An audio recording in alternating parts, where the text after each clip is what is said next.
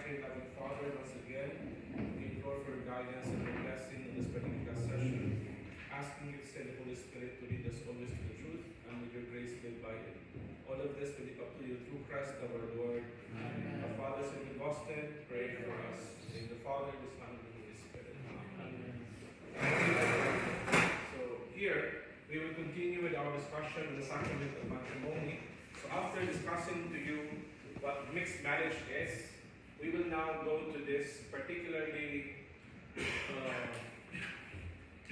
crucial topic regarding sacred marriage. So in canon law, these are called occult marriages.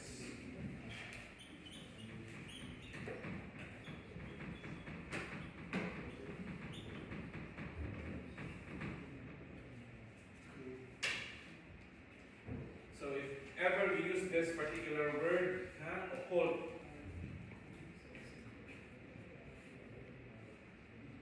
so the definition here, when we talk about occult marriage or the sacred marriage, it is a canonical marriage. So it follows the norms set by canon law, but with this particular aspects. There is no publication of bonds.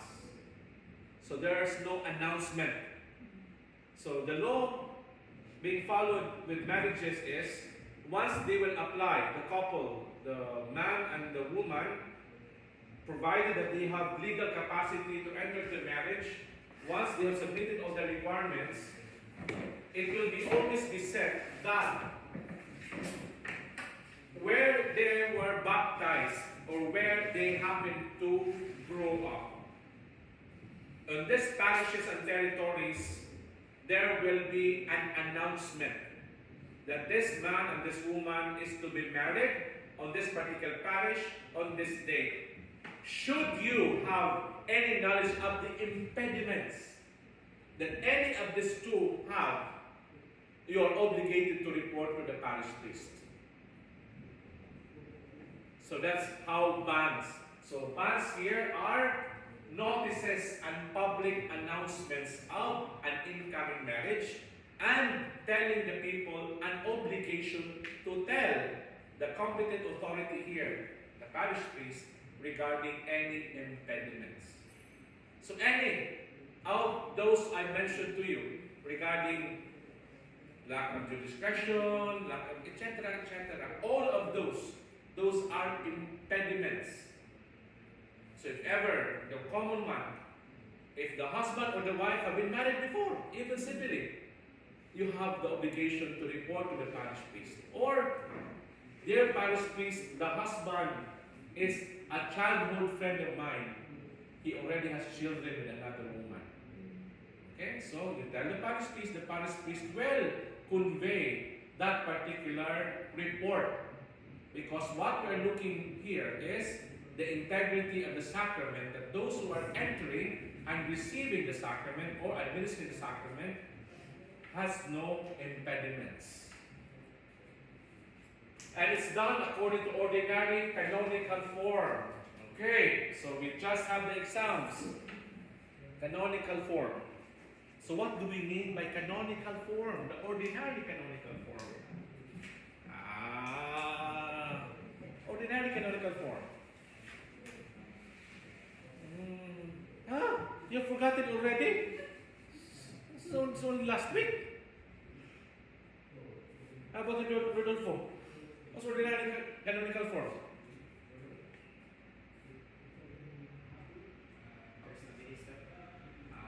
What do you mean by ordinary canonical form?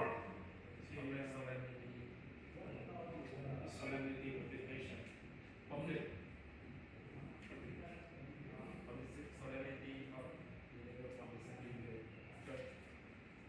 That's one. Two.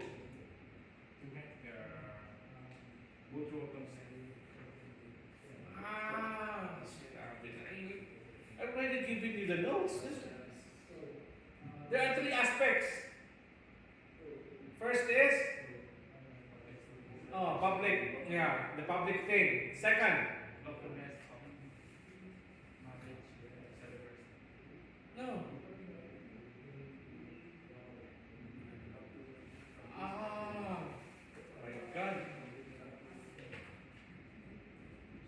the second one?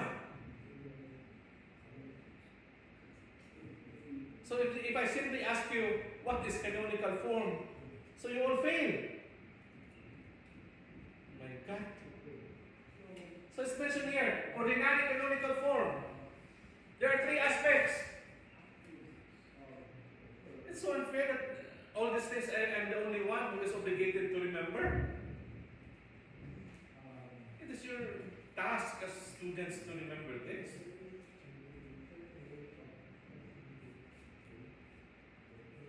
Nobody remembers? Is that? No. Ordinary form and extraordinary. Yeah. Ordinary canonical form. I'm asking you the ordinary canonical form. What's the second one? Extraordinary. No. Ordinary canonical form. There are three aspects of ordinary canonical form. So this is the public thing. Yes, that's number one. Number two. Request by the law. No. Requires by the law. Legal assistance. There's the presence of the bishop or the priest, etc., to accept. And the third, The present at least two the witnesses. presence of at least two witnesses.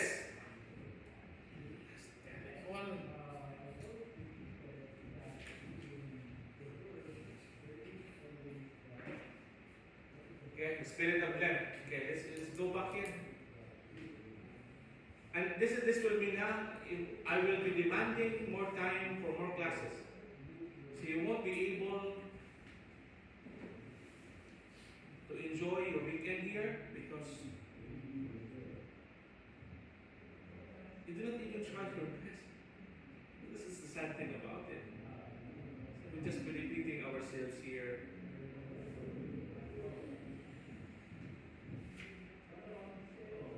To refresh your memories.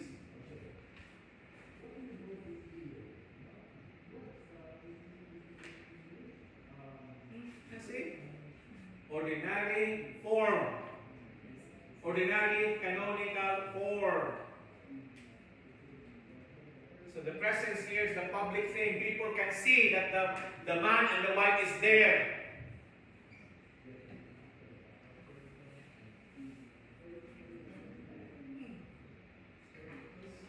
Just imagine that, I'm providing you with notes. Your task is simply to study, and you can't even remember that. Okay? So let us proceed, even if you do not do your part. Okay. So the final exams will be oral examinations. If you do not know, then you do not know, and you fail. As simple as that.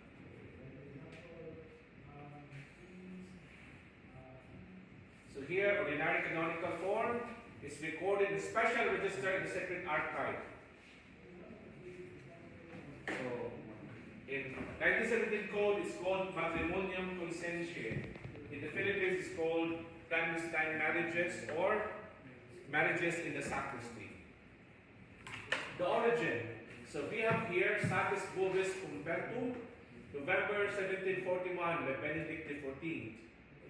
So there are occasions one may be allowed to have secret marriage, and there are precautions to be observed, and prescribe certain norms for protection of children that possibly were born from these unions because of whatever reason the secret marriage was allowed in the first place. So examples, the example of here is there are two persons, meaning the husband, the man or the woman could not publicly contract marriage at the same time, but they should be married to avoid secret sinful relations and litany of their children. So if they have previous relationships that have born children, and if ever it is known that they are married to other people, so occult marriage, no bonds. So of course, they have to attend to their own obligations, but precisely they are not married to other people, then they can be married to the right persons. only a previous bond could present that serious impediment for them to be married. So suggestions from the Episcopal Conference: retain marriage of conscience in order to avoid conflict with civil authorities. So when we talk about secret marriage or occult marriage, the previous term that was used was marriage of conscience. So Chatus, this is the group, the committee. Conflict will exist regardless of terminology. There are cases of secret marriage as solution without any evasion of law. So it is not a matter of terminology. It's the matter of reality of experience. So here, with secret marriages, it's the bishop who gives permission. And it's the one who judges grave and urgent reasons. So if ever somebody will be requesting a secret marriage, the parish priest has to communicate with the bishop in order to have this permission. So the 1917 code presents very urgent and very great cause. So secret marriage can only be done if there is or there are very urgent and very great causes. So civil law prohibits such marriage, but church law does not. So there are secret marriages in civil law, but in church law we have. So marriage of two persons living secretly in concubinage, but duly held by the public as married. So we have here in the Philippines Article 34. Marriage of military men who are not allowed to get married because of their position. Marriage of widows who have to raise children and are in business. And if you know that they are married, it would jeopardize their business. So these are some of the observations regarding the very urgent and very great cause for occult or secret marriage to happen. So now, obligations of secrecy.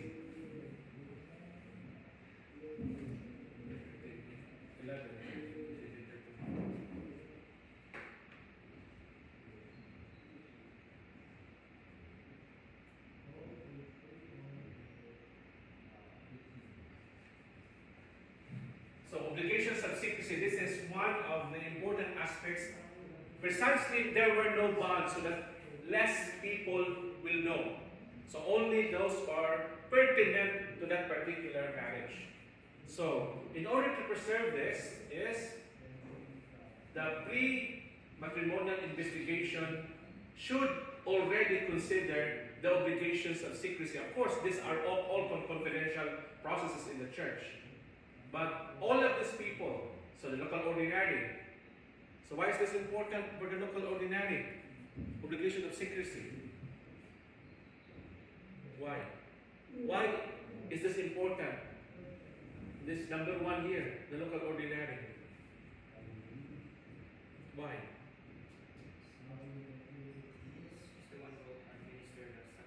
No. I just told you. Because they know very well of the spouse. No. Why is the number one there? Yes.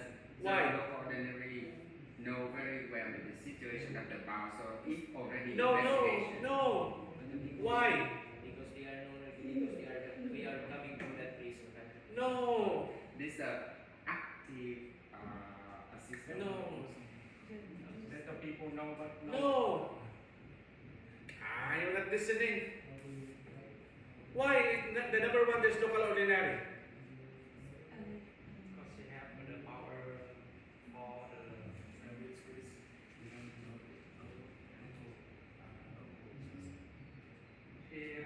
he have already the powers for the liturgy, something like that. No, he gives permission. It's the bishop. It's the bishop who gives permission. That's why it's number one. Only the bishop can give permission, not the competence. Only the bishop can give permission to a secret marriage.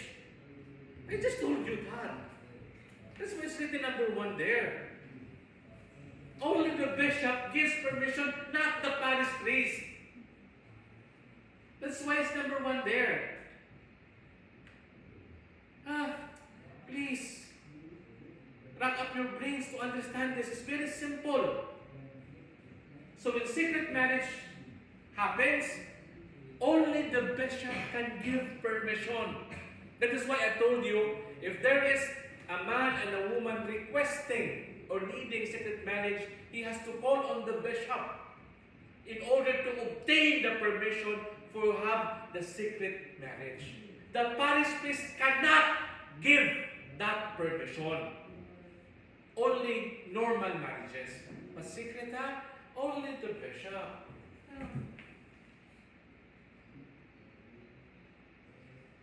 Normative. That is why it's called the local ordinary, the bishop of the place. There are many ordinaries. Even if it's called vicar and vicar general, there are ordinary powers. But the local ordinary is one. That's the bishop of the place. So for example, here in Cebu, before, we have Archbishop Palma, we have Bishop Bibiliones and Bishop Ruben. So Bishop Palma is the Metropolitan. He is the Archbishop of Cebu. He is the local ordinary. Bishop Midifil and Bishop Ruben, before all of this, they have ordinary powers, but they are not local ordinaries. They are the ordinary. They are bishops. But the local ordinary is only one. That's the bishop of the place. So assistant minister from local ordinary, assisting minister, witnesses, and the spouse. As I mentioned, obligations of secrecy. So, to dispense from the obligation of secrecy, competent authority is the local ordinary. Avoid grave danger of scandal. Avoid injury to the sanctity of marriage. So the first one here, no pictures.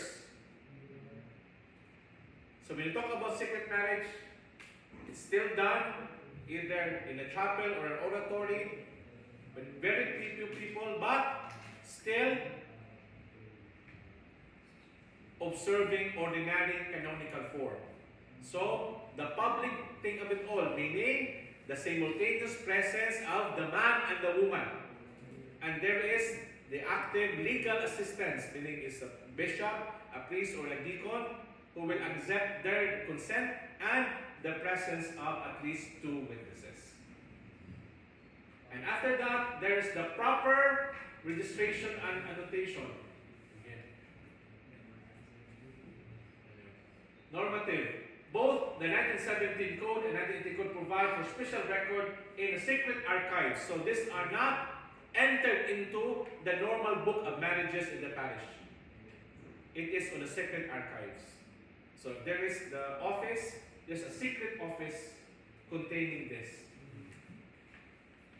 The first one to be written there is the marriage written secretly and the baptism of children born of a secret marriage.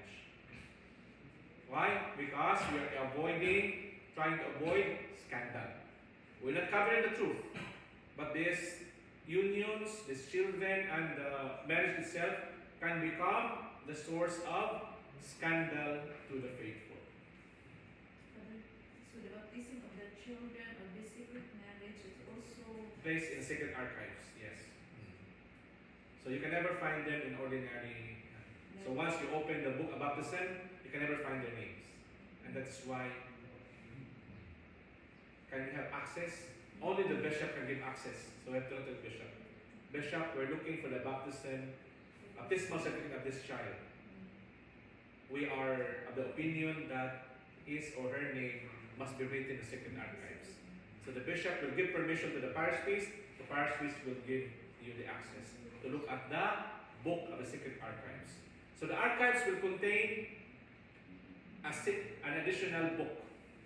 So there are at least 4 canonical books there. The book of baptism, confirmation, marriages, and the fourth one.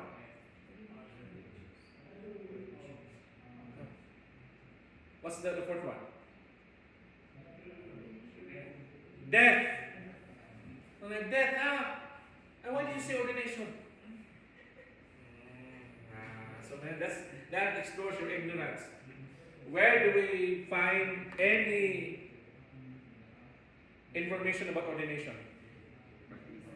In baptism. So there should be no separate book on ordination. It's in baptism. Under your name is annotation that you have the perpetual vows, or you have been ordained to the diaconate, presbyterate, or episcopate. This is before 1983, the Congregation for Sacred Conditions here. Sick marriage without pomp or void scandal. Imposition of salutary penance, separation for a period of time. What is pomp? Without pomp. What is the word pomp? No decoration. Simple. So no flowers, no nothing. So in order not to give the impression that there is a wedding. Okay? So yeah. Ordinary candles, etc., and even the couple cannot wear gown. Simple formal dress, that would suffice. The salutary penance. So, the man and the woman must not stay together in one house. So, they have to be separated. Then, scandal arises, disclosure with the coronary. So, the one who will tell about the second marriage is not the couple, it's not the parish priest, but the bishop. Only the bishop. So that's why he is number one. So he keeps the secret, telling everyone to keep it a secret. If ever people will begin to ask, or even some of the circumstances would require it, it's the bishop who will tell. And present his respect to civil authority. Okay, this one. The position of the church. So clear so far now? So ordinary canonical form, remember that? Oh, that's one of the ordinary things that I'll be asking you. So, if I ask you again, what are the list of impediments according to matrimonial consent? So, there are how many? 9. Okay, so we have to I will not ask in detail, only a description. For example, what do we mean by the grave lack of true discretion?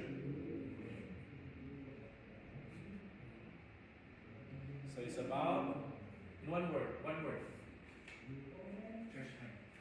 Huh? Grave lack of true discretion. In one word. It's about, no. It's about, so grave lack of discretion of marriage. Lack of the use of reason is about the capacity of the mind and the brain to think, to consider. But grave lack of discretion is about? No, one word. Maturity. It's about maturity. So that's how you will study. If you are good at memorization, so be it. But you have to understand it. That how many slides can be summarized? Meaning, you have to summarize because you cannot devote and memorize all the slides. There are hundreds of slides. And I see that that's the problem with your study.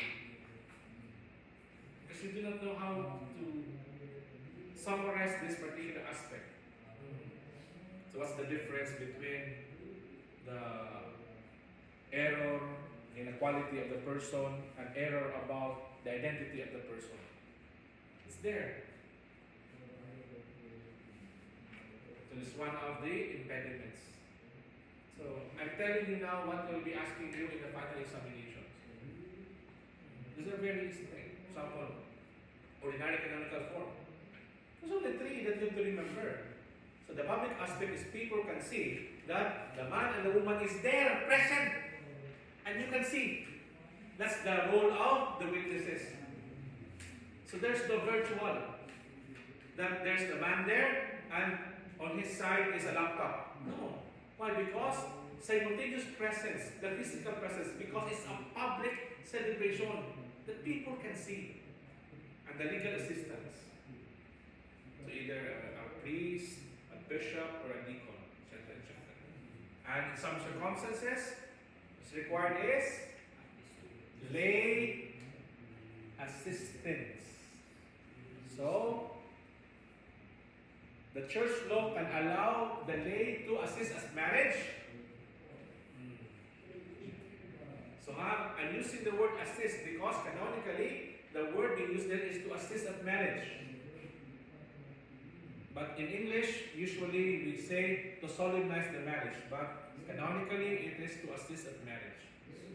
So, when is the lay allowed to assist at marriage? When bishop on some the place, the normal minister. Very good. More. Stevie. Only lacking one. You're already right in two. Okay, the bishops for conference can give, and there's no minister whatsoever. There's only one lacking. One lacking more. One more.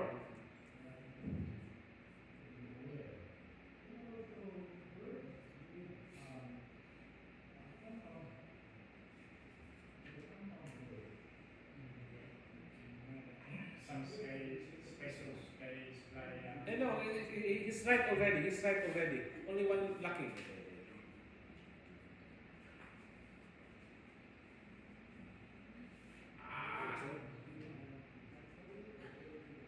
Only one thing lacking. He mentioned already two. It's right. It's correct.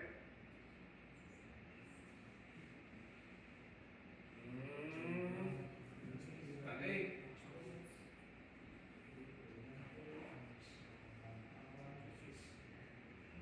Yeah, what's the last one?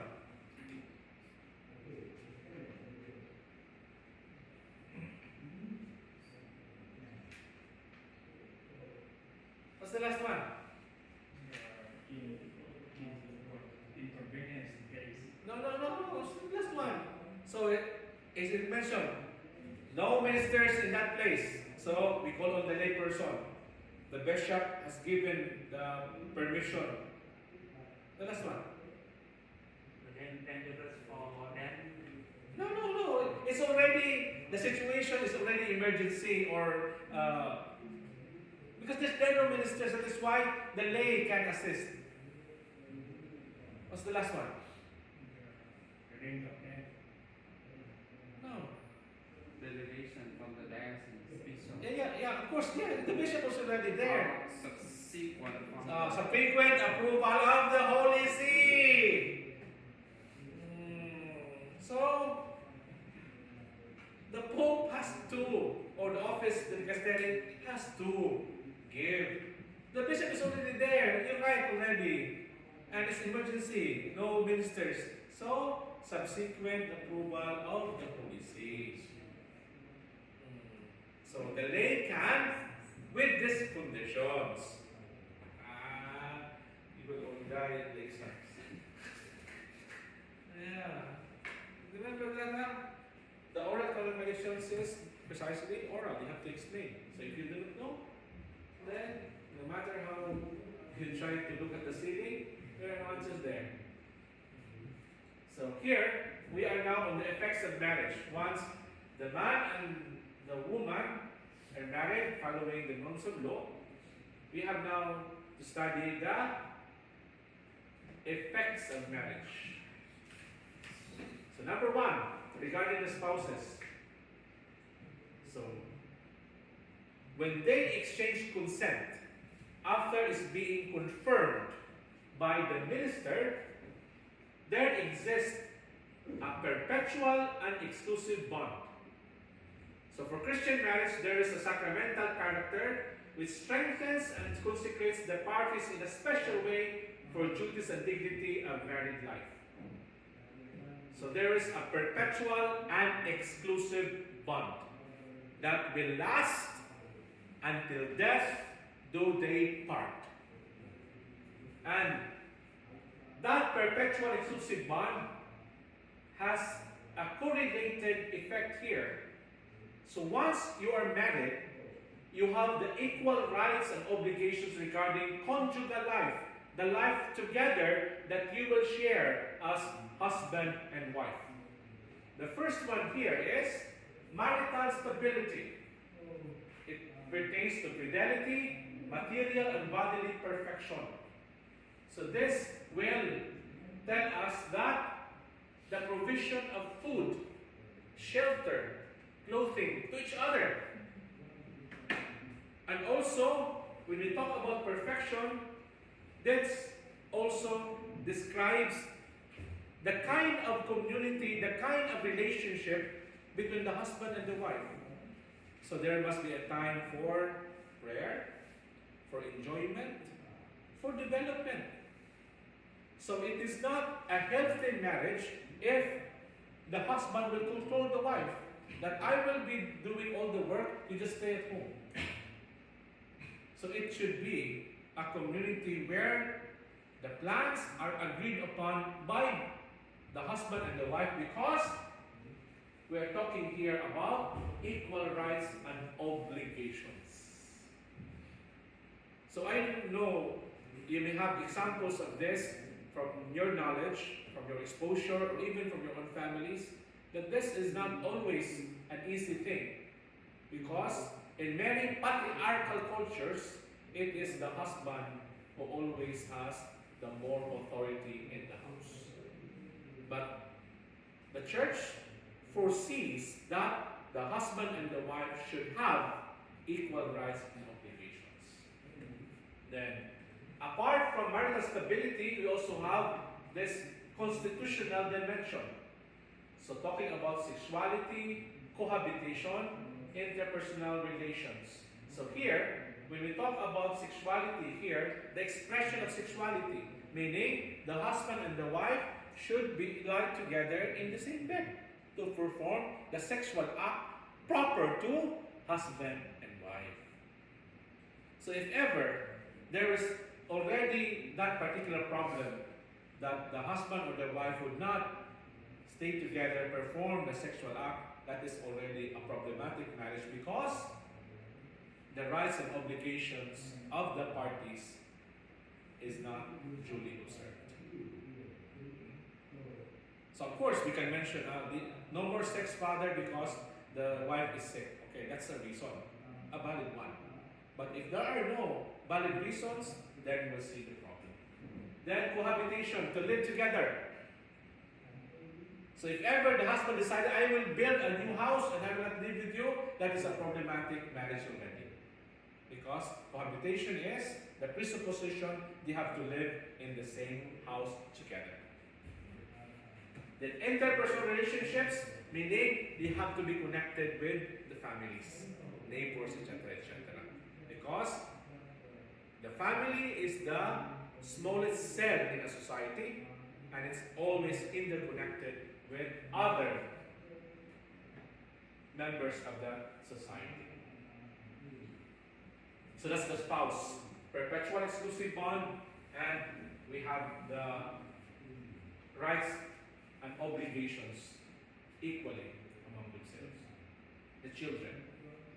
So once you're married and the Lord has blessed you with children, we have here the effect of an obligation to educate. Okay? So it is a serious and primary duty of the parents. It's a proper mission, and the education must have to anchor on integral human formation and legitimacy. So this is an issue that we need to tackle today. So it applies to whether marriage is valid or putative. So putative marriage here is, it is a matrimonial union which is commonly reputed to be valid and sincerely believed by one at least of the contracting parties to be so in the eyes of the church, because entered into in good faith. But in reality, it's null and void owing to existence of then impediment. Okay. Example of a putative marriage. So the wife entered into a marriage believing that this man presented himself is this kind of person. So one of the parties, so the woman was in good faith, but the man later on was found out to be hiding an identity. So there are two grounds there: deception, or error in, so either deception or error. So we have here two angles to look at. But the woman was really, so that marriage is putative. Because in the eyes of the people, they were okay. They understand each other, the man is very caring, and they have been living together for 30 years. They have many children, and they are very good in the family, in the community. They have good reputation, but in reality, it's a putative marriage. Because that person might still be pretending up at that moment. Okay, so in the eyes of the one person, it's a valid marriage. In the eyes of the community, it's valid, but in reality, it's not. Why? Because of the two impediments here. Okay, that man actually is a transgender woman who underwent transition from a woman to become a man. So in reality, there are two women here. Okay. So in reality, it is null and void because the impediment there is heterosexual. Only a born man and a born woman can enter into marriage. So this is an example that we can mention with the problem with gender dysphoria. I cannot recall the exact description here of the gender theories. Okay, that everyone should have. So we have lesbian relationships, gay relationships, and two men, they are married. No, never. Because marriage is only for a man and a woman. Even if you claim to be that I am a woman, here's my certificate. What we're talking here is biologically.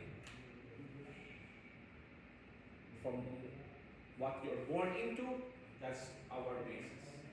The same thing with ordination. Only men who are baptized. So trans men are never qualified, at least in the present law, to be ordained to the priesthood. Even if you have changed, missed assignment surgery, you cannot. Because it is biologically only male can. So lawful filiation exists when a child is conceived in marriage or when he is born within the marriage. So there is a lawful filiation.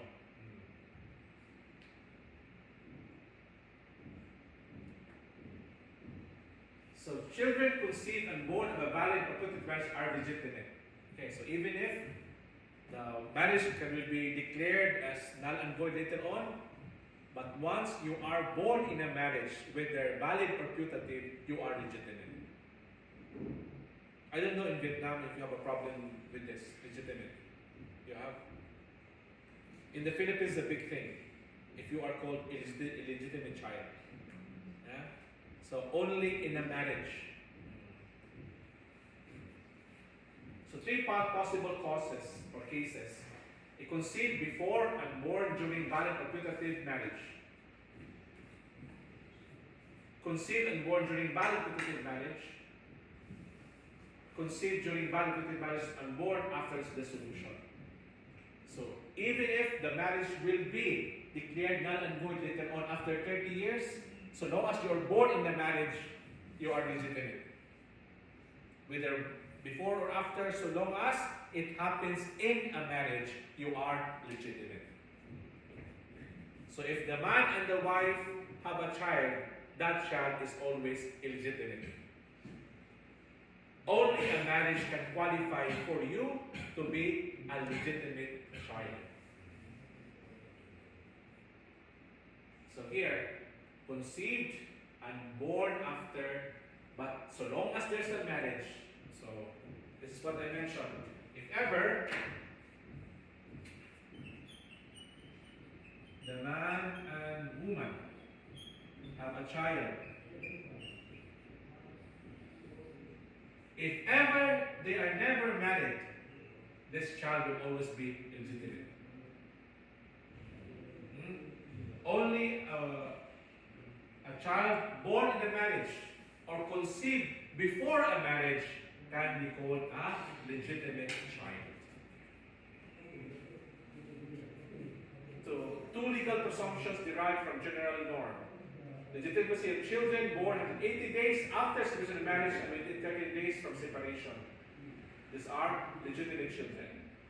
Paternity of the one who is the husband of the woman at the time she gives birth, unless contrary evidence provides otherwise. Okay? So paternity, there's a father. We are always sure of the mother, but the father, we are not. That's the reality. With the mother, from where home you came out, that's your mother. There's no question. But with the father, unless somebody presents himself that I am the father, we do not know. So the law says, if you are the husband, within the time she gives birth, you are most probably or most likely that you are the father. So, for example, the husband and the wife is there living together, and they have been married for 2 weeks now, and they are very happy. And later on, after 3 months, the woman gave birth. Okay. Okay. So the question now. Okay. Who is the father of the child? The law says it's the husband when she gives birth. But the husband works in a ship. He's a seafarer. He only came home for the wedding 3 months ago. Okay. Children are conceived normally in 9 months. The lacking will be 6, 7. But it's 3 months. So the question now is, so unless contrary evidence provides otherwise, so there is now the evidence. The husband only came home 3 months. So it's impossible for him to integrate his wife. So there must be another father. But the law says, once you are the husband, you are the father every time the wife gives birth. But we see that. So there is a scenario that paternity could be argued given the evidence. So if ever there are illegitimate children, they are born outside marriage, or conceived or born outside of a valid completed marriage, there's the process in canon law called legitimation, also in civil law in the Philippines. So notion, illegitimate children are legitimized either subsequent marriage of their parents or rescript from the Holy See. So here, rescript now is a declaration, a document from the Holy See regarding legitimation of illegitimate children. So here, there are 2 ways of legitimating legitimate children. Both those who are born to parents who are not married, and those who are born to parents in an invalid union. So the marriage of their parents after their birth or to rescript of the Holy See. So if I have an example here, this child is illegitimate because this man and woman was never married. So if ever the woman and this man got separated, so the woman found another man, and this woman and man got married. This child now has the process of being called legitimized. So, with the marriage of their parents. So, this man will claim this child. So, legitimation. So, you are illegitimate and you become legitimate. That is called legitimation. So, an example of the latter, of this respite, would be a case in which the parties could not marry because they were not free to do so. So, for example, this one.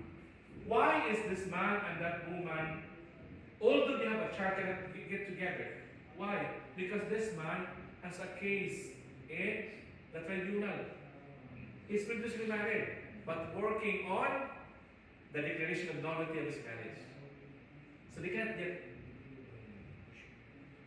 So only, so for example, this man has the declaration of nullity, free to marry now. So once this man gets married with the woman, only this child can become legitimized. He can never become legitimate. Why?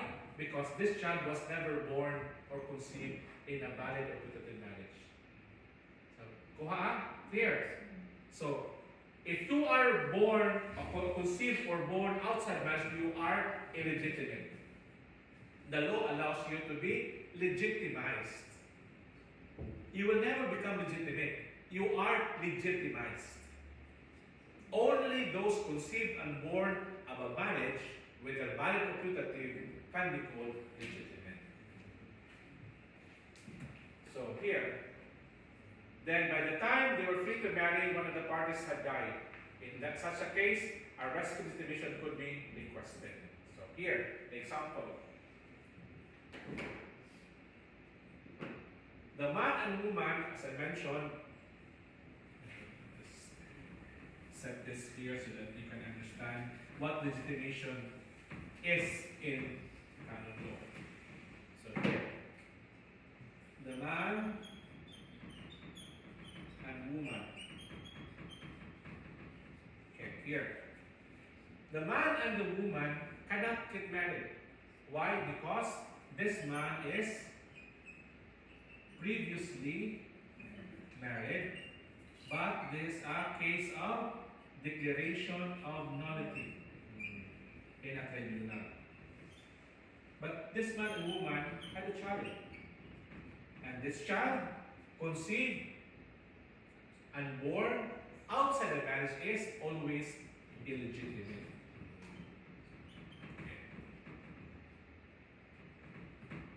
Okay. Now,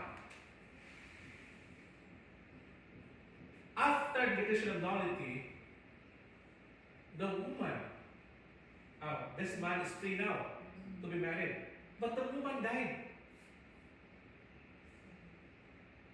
So this child could have been legitimized, but the woman died.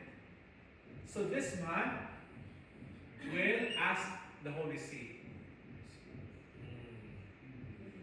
to acknowledge the child, that the mother already died, so I want to acknowledge that. It's different from the paternity, because in civil law, you have to acknowledge that this is my child.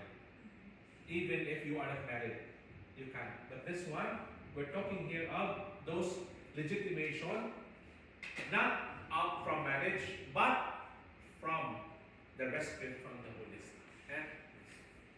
What's the difference between legitimation and adoption? Adoption is different. Why? Because an adoption, meaning you process and you become the parents of another child. This one is the acknowledgement that this child belongs now to the family. That is why the first here is the marriage of the parents. If the parents, as I mentioned earlier in the example, got married to other people, that child now belongs to a family.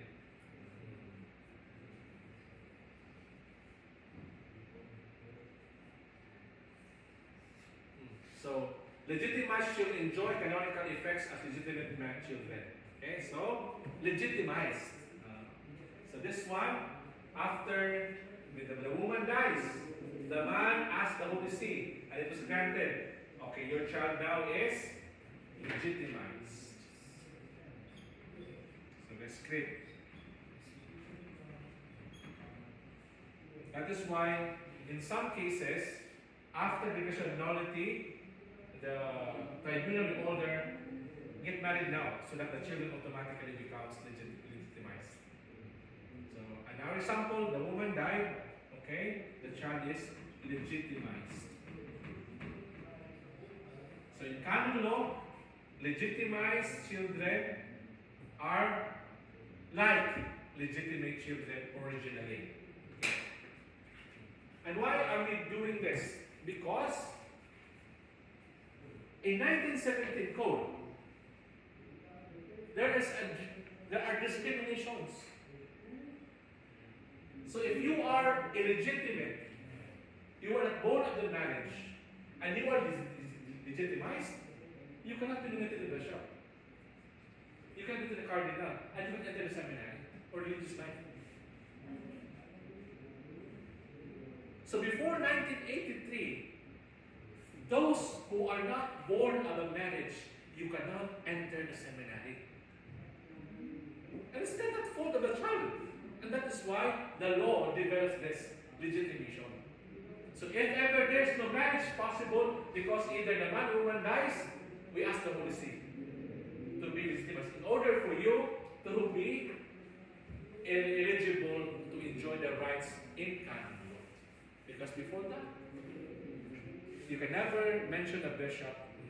And we know there are many cases wherein many priests were actually children of priests.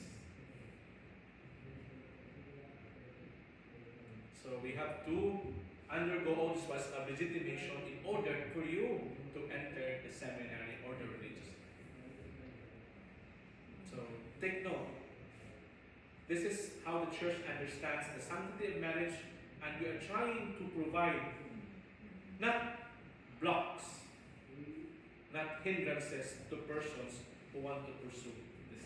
So, either illegitimate, and legitimation. So, those legitimized children enjoy canonical effects as legitimate children. Because before, those who are born outside of marriage can never enjoy the same rights as legitimate children. And I have a personal knowledge of that. Why? Because one of my classmates who really wanted to enter the seminary, and he found out that there are about 8 children in the family, and he found out that his parents were never married. So he had to convince the father to marry the mom, because the father has no plan. They're just living together, live in. Okay? Yeah. So observando. Both 1917 and 1983 code no restrictions on methods used for proof of legitimacy. Biological proof may be used and presumptions regarding time of paternity are maintained but as juris tantum. Then proof of maternity is obtained by demonstrating the fact of delivery and identity of the child. So now, here in the Philippines, once you are born, in your certificate of live birth, church officials, hospital officials will always ask you, it's a mama. The mother is always sure, no problem. Because you're lying there, giving birth. What is your name? What's your ID? But the father, where's the father? So you have to look. Where's the father? Okay? So that's how we prepare. Because later on, what will appear in the certificate of live birth will be copied for the baptismal certificate. There are so many problems wherein There are different names in the live birth, different names in the baptismal certificate. It will end up, who is this person actually? So this person, Rodolfo Munyares, who is this? Oh, because he has different set of father and mother in live birth. Father and mother in baptismal, different name. This is a recent case that I'm handling right now. One of our seminarians in the major seminary, he was born to OFW parents in Indonesia. And when it was recorded in Indonesia, the parents were working there. The one who worked in the office only recorded their nicknames. Very different from their own real names. And so, after working in Indonesia, bringing the children with them here in Cebu, and because the child entered the seminary. Okay. So who is this particular person? That's me, Father. But your name is this. You are Eduardo. And you are there, Danding. Oh, it's very separate, very different names. So, it's a problem. So now, whatever appears when you are born in the hospital, we will copy in the baptismal, so that we no more problems with records. So, proof of paternity takes up Romano saying, father of the child is the man who is the husband of the woman the child is born or conceived. Okay? Unless evidence presents otherwise. So, legitimation pertains to cases in which legitimation of the subsequent marriage is not possible. In effect, its effects will be restricted to those mentioned in papal prescript itself. Okay? So, we request the Holy See in this matter. If ever the man or the woman dies before, or as mentioned, marriage is never possible. So, highlights. They were using now Philippine law. Filiation is the civil status of child in relation to his father or mother. It's either paternity or maternity. So this is with children who do not know their parents. So they grew up with their grandparents or relative. So who is my mother? That woman might be your mother. So the woman must issue, because sometimes before, here in the Philippines, we are not born in hospitals. We are born in our houses. And we have called midwives, mananabang. And the mananabang do not record when you are born, how you are born. Okay. So, how you are born? Liking kawayan. So meaning the bamboo split and you came out. There's a mysterious aspect of it all. Or there was a big egg and a big crack and you came out.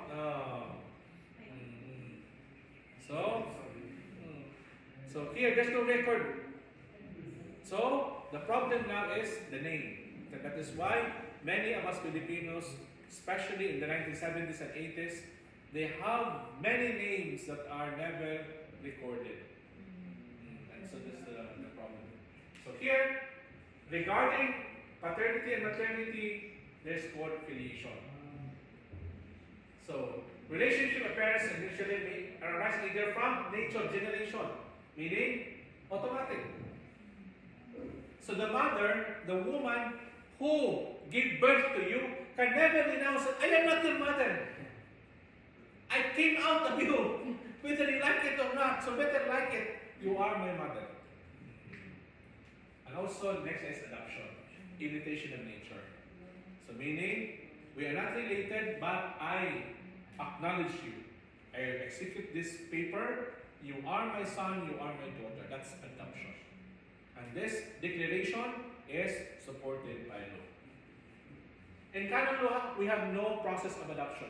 We follow the effects of civil law. There's no adoption in canon law. So whatever country and their laws on adoption, we will follow. So it will be different. Adoption here in Philippines and in Vietnam, very different. So natural filiation arises either from a lawful marriage, okay? The one that I told you about. So this man and woman originally are not married, but they have a child. But the woman found another man, get married, this man will acknowledge that child, then outside lawful marriage, legitimate filiation. So meaning, the woman finds another man, but they are just common law, not really married, but the man may issue that this child is my child. Okay? And the process that from personal knowledge is, they will adopt. It's a lot easier than filiation, in order that the child will inherit the properties. So we will adopt. For example, why? Father, why filiation? Because it's very difficult when you issue filiation to somebody who's only 30 years old. Oh, so kasi you adopt. No, you adopt. The meaning, so that no more questions. Because filiation actually, you have this child when you were young, but only then that you're acknowledging this. With adoption, you will know that you're not related. Okay? I adopt this person 40 years old. So easy. Okay. Children of artificial insemination are legitimate. Okay? Parties are authorized to ratify it in written instrument. So, there's a document that this child is conceived through artificial insemination. So, test tube. So, they will mix the egg and the sperm and injects it into the uterus. I'm not sure if there's a person born of artificial, because I tend to believe that there is a child born in a laboratory. Those who cannot move, for example, like But this is artificial insemination, sister, meaning you take the sperm of the man, fertilize it somewhere, and inject it to the woman, to the wife, and they will give birth. Normally, this is what I'm referring to is not necessarily surrogation uses a womb. It's a normal. It uses the natural process, but the development right now might be is if there are babies born in a pure laboratory. So meaning, you take the sperm and the egg and place it in an artificial embryo and inject it there, and providing it with technology, with the computer and lasers and etc. And after that, you come out, you're already 12 years old. Because that's what cloning is. When Dolly the sheep was cloned, she was already a sheep. Formed of them. So, yeah, I believe there's so, but it's highly unethical and highly immoral, I believe. Because we are not following nature itself. So, instrument is recorded in the civil registry together with the birth certificate of the child. So here, instrument is a document. It's a document. By analogy, test tube babies are legitimate. Ovum of the wife is fertilized with the sperm of the husband. So, if ovum is by donor sperm, it must be with written consent authorization of both spouses. So, this is the problem. If the husband cannot, they will hire the sperm of another person. That's where the moral question rises. Because when the child is born, it's not the DNA that's shared with the father. Why? But the father can have, no, it's my sperm that I use. No, because you will issue in a consent form that you are. You will never claim the child to be yours, even if you choose. If no such consent, act is ratified by the spouse in a written instrument signed executed before birth of the child. So once the child is born using artificial insemination, that child is a child of the father and the mother as married, not as the original source.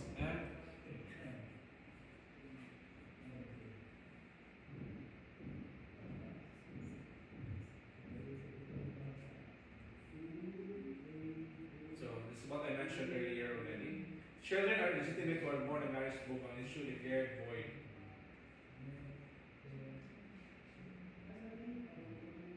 So these are different. Children are legitimate who are born a marriage void and ab initio is different from canon law. Take note. Because in canon law, if you are born of a marriage, even though declared later on, you are still legitimate. But in Philippine law, no. You have to be born in a valid marriage.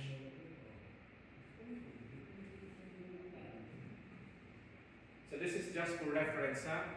What I presented to you earlier is canon law. This is take note, Family Code of the Philippines.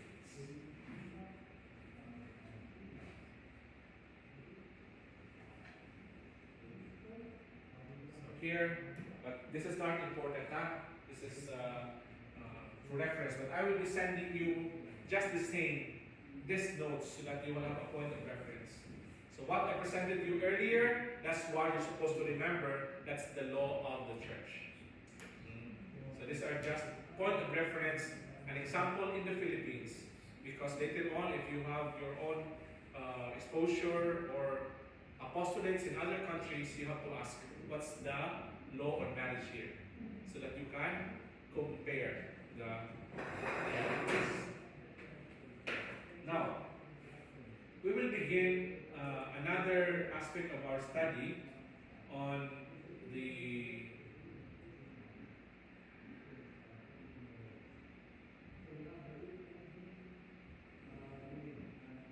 validation of marriage. So this, I believe, will take a longer time to discuss with you. So I will try my very best to simplify, because this is one of the tricky things in the laws of the church regarding validation of the marriage. So I mentioned already to you what a putative marriage is. So let us start to review what a putative marriage is.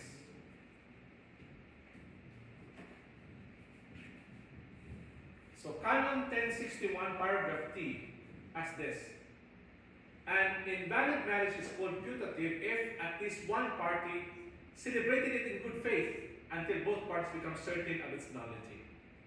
So this is what I mentioned, that the woman was so convinced that her marriage is a good marriage, a valid marriage. Only later on he found out that the man whom he married was actually pretending. He is not a he. He is a she later on. And only, but father, why do you have children? I don't know. So during the performance of the sexual act, the one was using dark lights and using whatever means. Okay? So, in order that the marriage may be excellent in canon as putative, it must have the following conditions. Invalid marriage. So, there is a serious impediment. So, let me take you to another example here. For example, when the man and the woman entered into the marriage, so they declared everything. But the man, thinking and believing in good faith that the woman he is marrying is actually a woman who has no impediments. But the woman, as early as high school, already knew that she could not conceive a child because of not a serious defect. She has no ovary or womb. This is a common now in Filipino women. They will live normally, but they do not cannot see the tribe. But they're normal. And so, the marriage went on. So, during the marriage, the husband and the wife lived normally. So, after a year, it's okay. So, after 10 years, okay? And during the whole process that they go to the doctor, only the woman would go to the doctor. The husband, okay, you just stay behind. So whatever the woman arranged the doctor, the doctor said that I need to have bed rest in order to, but it's impossible for her. So that is an example of a putative marriage. In the eyes of people, they're okay. Mature, they have the legal capacity, they are very normal people. But there's a serious impediment. Why? It's impotence. So it's perpetual because that cannot conceive the child. So there is this lacking, not only a defect, a lacking in the reproductive organ, which is related to the generation of children, which is in canon law we call it children. Children. What's in the term that we use in canon law in Latin? Children. What kind of bonum? Mister, what kind of bonum? What kind of bonum? Police. Okay. So if you take away the bonum, it's easy. That is always an impediment already. So if ever the husband and wife cannot bear children, that's already an impediment. Because all the bonum is related to the validity of marriage. Bonum. Bonus. For example, the husband and the wife cannot commit. Okay, that's an impediment already. Either lack of discretion of marriage, error, etc. Why? It's a bonum. If there's the man and the woman does not believe that marriage is perpetual in nature, so long as they live, that is again an impediment regarding the knowledge of the sacrament, the essential properties and characteristics of marriage. These are impediments, so it's easy. So the tria bona matrimony is connected always to the impediments. Okay, so that woman in the example, so that marriage will always be invalid. But beloved children, it's always invalid. Why? Granted, the woman did not realize that she had no womb because they live in the mountains. Okay. But the very fact that she has no reproductive organ, when she knew later on that because the bonum proliferation of children is essential to that. It's different with old people because you cannot because you're old. But this one has no reproductive the embryo of the womb. So that If the before marriage, the woman honest with her husband and he tell him the truth, he cannot bear carrying the children. Is valid. yeah. So that's where we will qualify. We will qualify later on that. Okay, there is this. So once you accept this, remember this that this marriage will never directly intend to what marriage should be. Because you cannot bear children. So, can it be valid? Yes. Can it still be valid? But, that is where.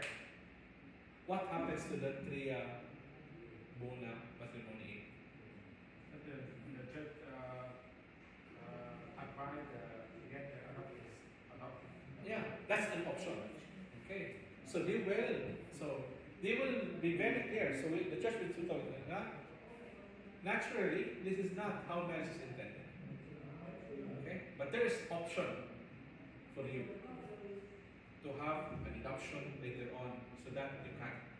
So, as a substitute of the natural way, there is this another way for you. But this is where, even though they will promise, we have to be very clear regarding the expectation of each other. Because we have cases that they agreed, okay, even though I know that you can bear children, I will be with you. But after 15 years, the husband left and looked for another woman in order to have a child.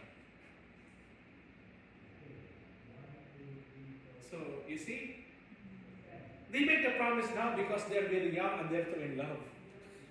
But later on, yes, this many cases of that. And so, of course, Father, we love each other. Okay, we will accept that. But no amount of promise can guarantee. That is why marriage is always integral in that way. That before you get married, you have to know of the consequences. That this woman can never bear a child. Of course, if you are the parish priest and you can go on, okay. So in order for your family to complete, it's different from those who are really trying and cannot bear. For example, those who have the tendency, the condition of ectopic pregnancies. Are you familiar with this? Ectopic pregnancies are just when the sperm and the egg meets, they will form outside of the uterus. And that's why they will die later on. Outside the womb. Oh, outside the womb. They will have miscarriages. Can never bring it to 7 months. So in the 3rd or 4th month, it will just be flushed out like a blood. This is also medical anomaly of women, okay, for whatever reasons. They're trying. Or the man has low sperm count, meaning cannot send millions of sperm, so cannot complete the whole cycle of it all. But this one, as I mentioned, is no. So if ever they love each other, yes. But what guarantee do we have? Because you will not need children now, but later on you will when you get older. So that is why adoption may be an option. So that's how tricky and crucial the role of the parish priest is. That is why I mentioned to you, love is not the requirement of canonical marriage, but consent, the act of the will, not simply love. Love is presupposed, it's part of it all. So hopefully later on, when you become priest, don't ever use in the homily that because you love each other, you are here. No, consensus facet nuptias. It's the consent always. And what is consent? It's an act of the will where the man and the woman give up themselves, the total of themselves, in for the good of the spouses, nurture the children, and etc. It's always the act of the will. So meaning, the promise and dedication should always be given there. Because, of course, love is also a decision, but more feelings, sometimes. More feelings rather than. But the will, it's the act of the will, it's the higher faculties. You give the best of yourself. So, in valid marriage, celebrated coram ecclesia. Canonical norms. Canonical norm na naman. Canonical norm. So it says that the public thing, simultaneous presence of the man and the woman, because it is coram ecclesia. Then, legitimate assistance of the bishop, etc. Then, 2 witnesses at least. And it was entered into in good faith by at least one of the parties. So what brother asked me earlier is that 2 agreed. Diba? So they already knew that the woman, but they want to enter marriage. It's different. It's a valid marriage. This one is putative. only at least one of the parties is honest. The other one is did not tell the other party. Eh? So this one entered into, but we have to make sure that they are being prepared. But putative marriage, only one is honest, the other is not.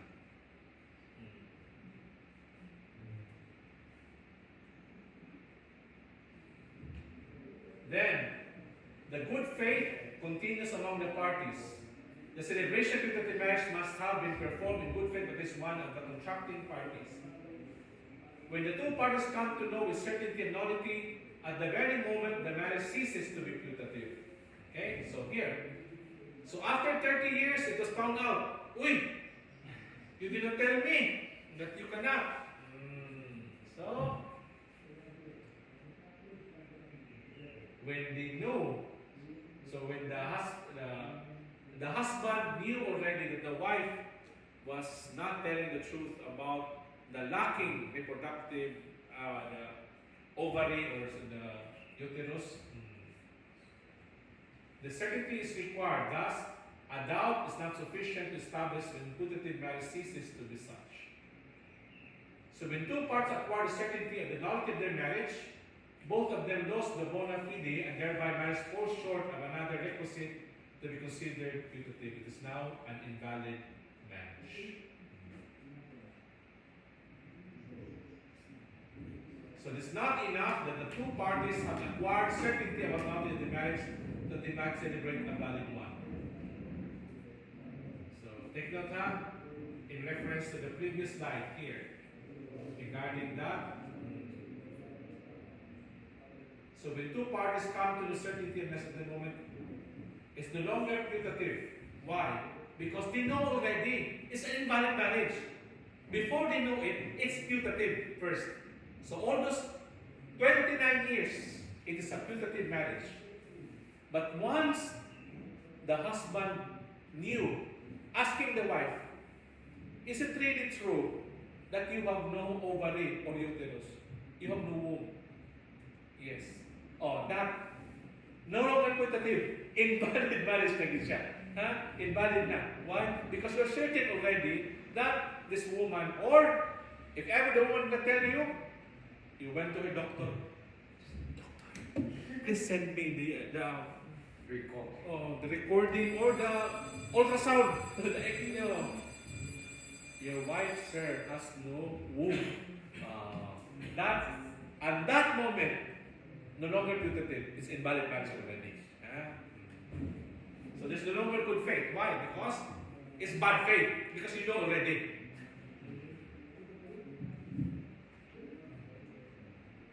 The intervention of competent authority is needed in order to declare authoritatively that marriage is null and void. Okay, so that's why you need to report it.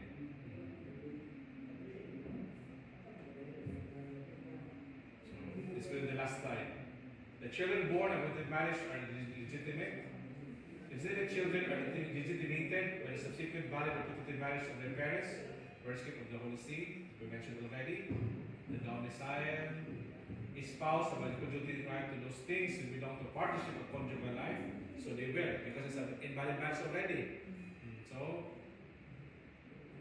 parents have a great duty and the primary right to take care of the best that they can for physical, social, cultural, moral education of their offspring. Okay? So we will continue next meeting here. Okay? Glory to the Father, to the Son, to the Holy Spirit. As it was in the beginning, now, and will be forever. Amen. The Father, Son, and Holy Spirit. Okay, so why is it that you haven't submitted your papers yet? Huh? No, the fourth year. The sixth year, not in time. You haven't? Haven't? In our case, in my case, I submit to my advisor, but no feedback yet. Yeah, you have to ask your advisor to feedback. Otherwise, you'll not be able to take canonical exams. And yeah, if we cannot file the deadline, you will not be able to graduate this year. Because the calendar year has to stop. The government here in the Philippines cannot provide you